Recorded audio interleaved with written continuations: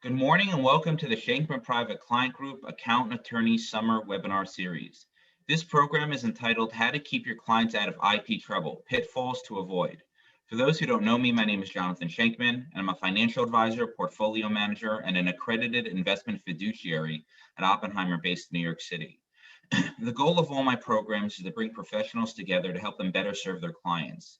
This is done by educating attendees on the latest topics in wealth planning and by encouraging collaboration between a client's attorney, CPA, and financial advisor where appropriate.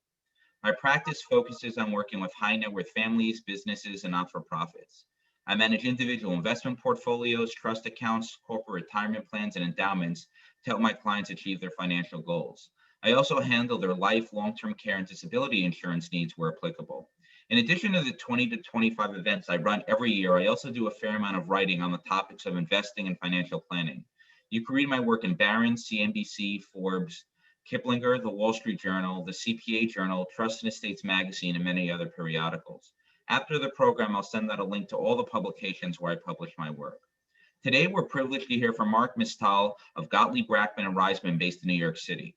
Marc counsels a wide range of clients from around the world, including businesses in the fashion, apparel, computer technology, restaurant, entertainment, jewelry, luxury goods, furniture, cosmetic, retail, and consumer goods industries. As part of his practice, Marc has represented clients in federal courts around the country, defending and prosecuting claims of trademark, trade dress, and copyright infringement, and then, when necessary, obtaining injunctive relief.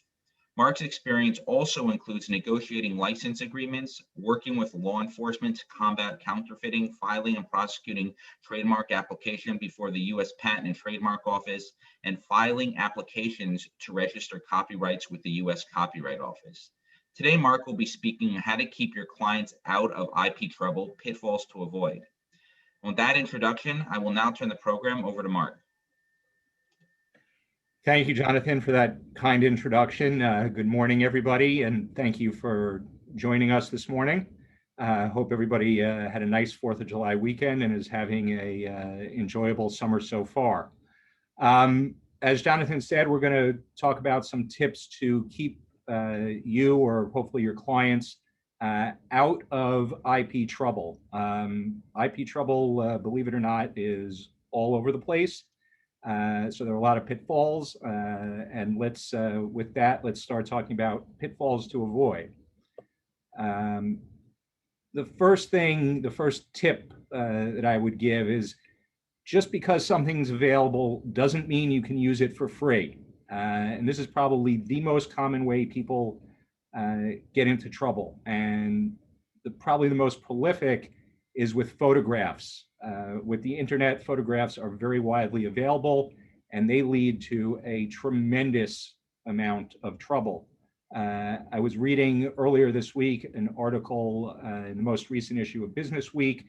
They had an article about a photographer who was a rock and roll photographer, took pictures of a lot of famous musicians over the course of his career.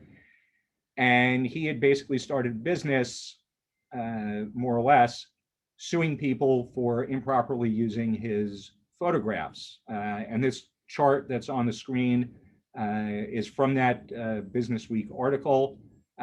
You could see the photographer has started 153 lawsuits since 2014. Like most lawsuits, the bulk of them settled. And you can see who the subject matter of the photographs were and how many times these particular musicians were their photos were subject of lawsuits. This is definitely a place where people should be wary and should make sure that they have the rights to use whatever photographs they are using, whether it's on their website or elsewhere. And there are attorneys whose entire business is to represent photographers and file these kind of lawsuits. The majority of copyright lawsuits filed in the United States in recent years have been this type of lawsuit for improper use of a photograph. So this is probably, the top thing to look out for. If you're going to use a photograph, make sure that you have permission to do it, because there's trouble waiting if you don't. Somebody's out there looking and somebody will find it. And it's not just attorneys who are looking. The photo agencies that represent a lot of photographers, Getty Images, or in this instance, and I'm going to mangle it because my French is not very good, but Agency France, they monitor what's on the internet. They have bots or something else that scour websites to find images that belong to their clients and are used without permission. We had a case a few years back where one of our clients used a photo on their website, or their web designer put a photo on their website, and they got this notice. And it's not terribly threatening, but it certainly raises an issue, and raises, again, the issue of an improper use of a photograph. And we spoke to the client and said, what do we want to do here? And the client insisted and insisted and insisted they had done nothing wrong and they wanted to fight it. And we went and we pushed back on this, and we fought it. But to be frank, we wound up spending more money in attorney's fees than was ultimately paid to settle this. So it's the type of thing where if these things can be resolved quickly, if you do get into trouble, it's really something that should be resolved quickly to keep things to a minimum and to prevent them from blowing up literally into a federal case. The other thing to keep in mind is it's not just images that can give rise to problems. It's also various things. And by things, we're talking about things like buildings can be problems. There are trademark registrations for buildings. Certain buildings don't allow themselves to be featured in photographs or on websites. There's a longer list than you might think. There's actually several lists. If you Google it, you can find it. One kind of famous example is the Eiffel Tower. Photographs of the Eiffel Tower during the day are permitted, but believe it or not, under French law, photographs of the Eiffel Tower at night when it is lit up are not permitted. Under French law, that lighting configuration or display is something that they protect, and they don't allow those photographs. So something else to keep in mind. A lot of times when we get into these cases, we hear, well, I didn't use the photograph exactly. I changed 10%, 5%, 20%, some odd percentage. Isn't that enough to get me out of trouble? And the answer is very clearly no. The reason for that is because copyright infringement is based on whether things are substantially similar, not some magic number that's been changed. This is whether something is substantially similar is obviously a subjective test. To give you an example of where things go with that, this is from a case that we had several years ago. You can see this is carpeting on the floor of a hotel. And it turns out that at least some of the medallions that are shown on the floor were copied from our client's book. And to give you a better example, you can see here the hotel carpeting is on the left, and our client's the image from our client's book is on the right. They are not necessarily identical, but at least to me, and I have heard differing opinions over the year, but at least to me, they are substantially similar. And they were at least similar enough to cause a settlement in this case. Just to give you a couple other examples from the same case, here we have another medallion. Again, it looks pretty similar to me. Another medallion from the hotel. And then just one last photograph to give you kind of a sense of the scale of the carpeting that we were talking about. This was some pretty large and prominent carpeting. So that brings us to our next tip, which is own your own work, because this is another place where people get into trouble. So what does that mean? That means exactly what you might think. You should own it. The biggest place this comes up is when freelancers are used, or non-employees. If an employee creates something for their employer, the employer owns it. But a lot of times people like to use freelancers for various reasons. If somebody asks a freelancer to create something, the person asking does not necessarily own it. And the images here are from a case we worked on where our client regularly used freelancers, and we drilled into them. You use a freelancer, you have to have them assign the rights to you. They had a form that they used, and they were very, very good about having freelancers sign that to transfer all the rights to them. Client had a license from Disney, hired a freelancer to design some figurines for them.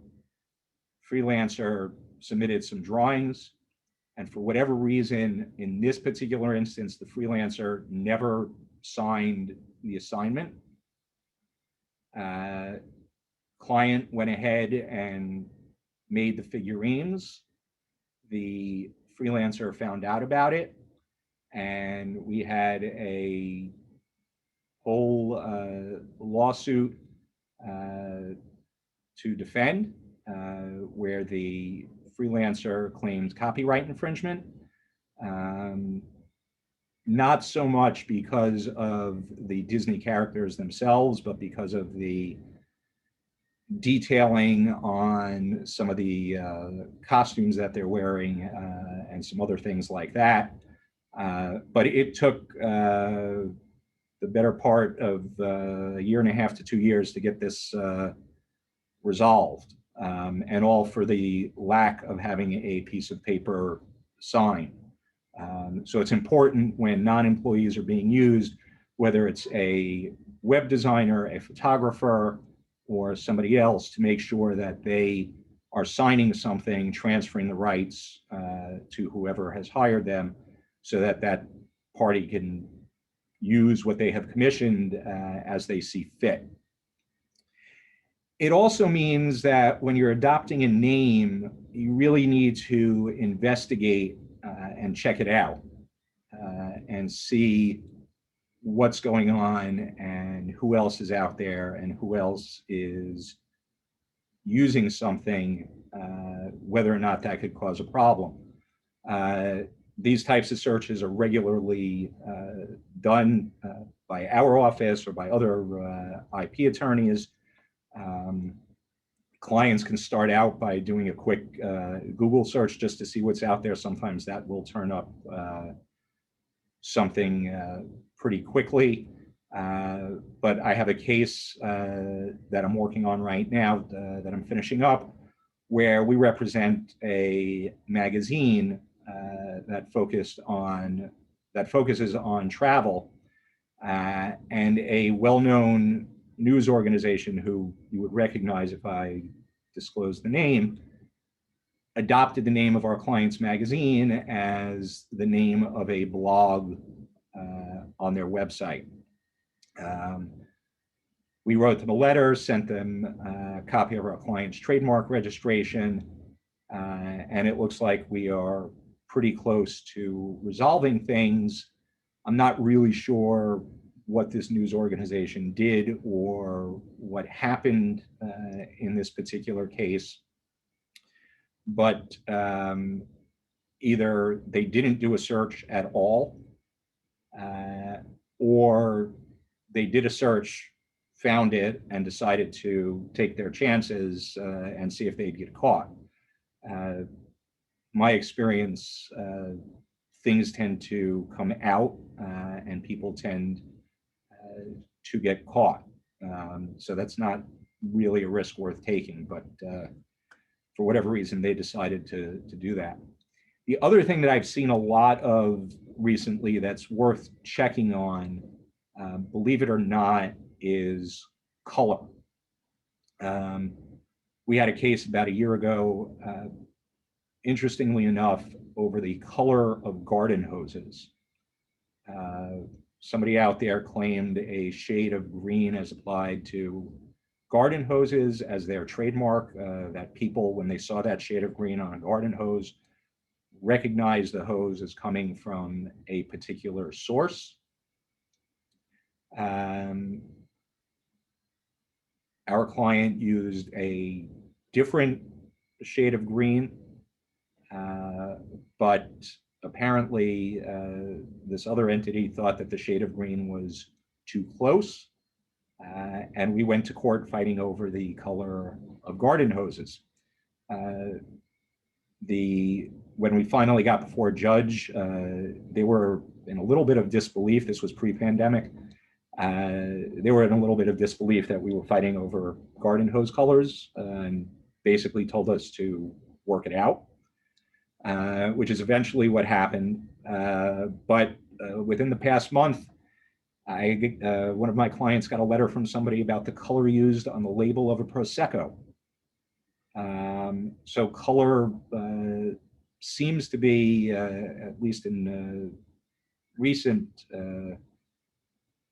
of late, to be something else to look at and be careful about, because people seem to be getting more protective of their colors and recognizing that colors can afford them some rights. Okay, so moving along, the next tip that I have, which is kind of self-explanatory and kind of evident, but it bears repeating, is celebrities don't do things for free. And what you have here on the screen are images from a case that's pending out in California. The case was brought by Selena Gomez. She sued a software company that made a video game where users could dress up celebrities. And in the video game, they had the image that is on the left. And Selena Gomez said, that's very clearly me, because here's the image on the right from this particular magazine cover, where I'm basically wearing the same thing and in the same pose. It looks like somebody did some photoshopping on this and flipped it around and played around with her face a little bit. But you know, if you look at the images, it's pretty clear, at least to me, where the image on the left came from. This case is still pending out in California. It hasn't gotten very far. The last time I checked, the defendants had not even appeared in the case, and it looked like it might be headed towards a default judgment. So I don't know that she's going to ultimately recover anything, but there is some value in these cases to having something in the press as to enforcing your rights and that you have interest in that, and that you go ahead and do that anyway. Because part of it is, it's not just that they used her image, it's that there's this sense that since her image is featured in the game, that somehow she, or consumers might think that she is somehow affiliated with the game, or somehow endorses it, or somehow receiving money from it, when that's apparently not the case. So this, more so than using the image, it's this kind of false association, false endorsement that is problematic. And she is not the only celebrity to run into this problem. A few years ago, this ad showed up, and frankly, I forget which company was running it, but they ran the ad. And anybody who's an Eagles or Don Henley fan will appreciate the play on words. But Don Henley didn't think it was all that funny. The case never got to did get to litigation, with the apparel company arguing that this was a fair use, that it was a joke. The court found otherwise, and ultimately the case settled. So again, you may disagree, you may think it's funny, you may think it's a joke, and that Don Henley has no sense of humor.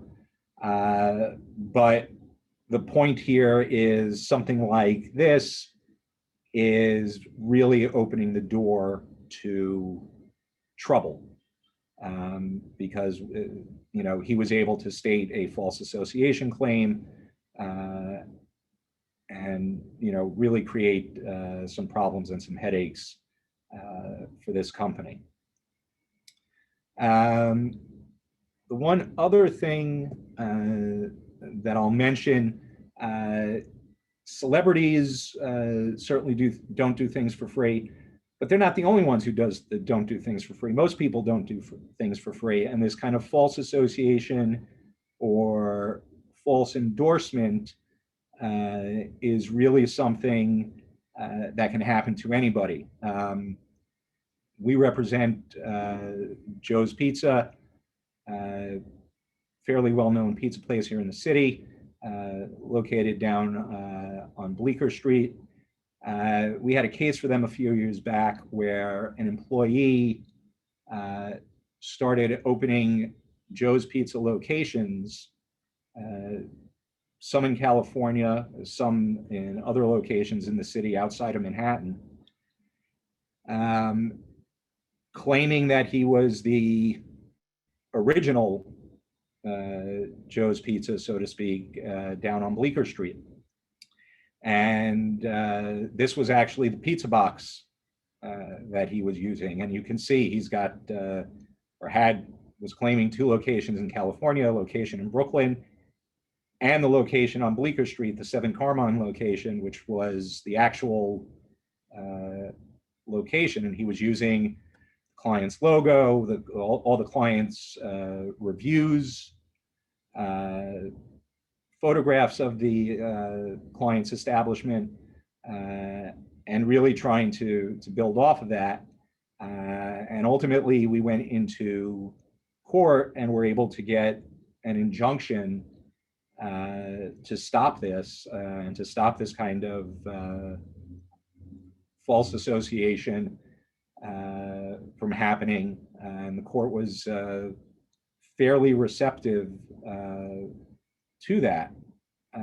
So while it's certainly celebrities don't do things for free, most establishments, unsurprisingly, don't do things for free. And that's really the last tip that I've got. I think I've actually wrapped this up, gone through my material a little quicker than I had anticipated. So I think there's about 5 minutes. Jonathan, I don't know if there's anything you saw that you wanted to discuss.